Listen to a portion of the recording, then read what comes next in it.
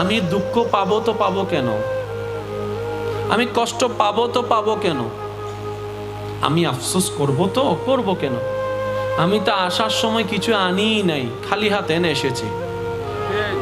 আমি আসার সময় কিছু তো আনি নাই, তো আমি হারাবো তো হারাবো কি? যা পেয়েছি সব দুনিয়ায় পেয়েছি, আল্লাহ তাআলা দান করেছেন।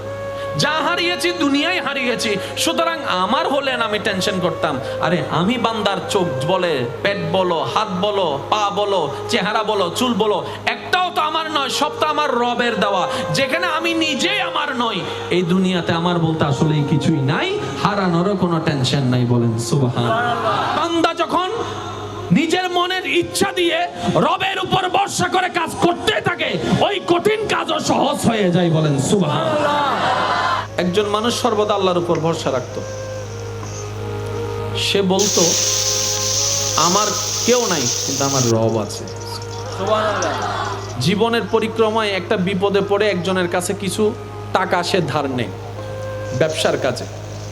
এবার ওই মানুষ তাকে জিজ্ঞেস করে, তুমি যে টাকা ধার নিচ্ছ গ্যারান্টি কোথায়? বলে যে আমার তো দুনিয়াতে কেউ নাই, তবে আমার একজন সৃষ্টিকর্তা আছে, আমি ওনাকে গ্যারান্টি রাখলাম।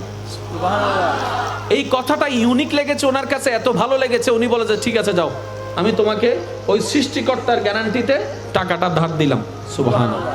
কিন্তু আমাকে নির্দিষ্ট সময়ে সেই টাকাটা ফেরত দিতে হবে।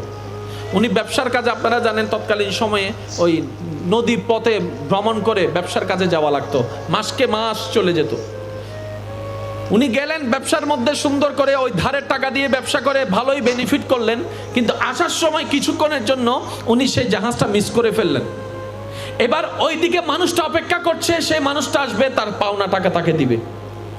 এবার সেই আল্লাহর উপর ভরসা করা ব্যক্তিটা নদীর পাড়ে এসে একটা কাঠের উপরে ওই মুদ্রাগুলা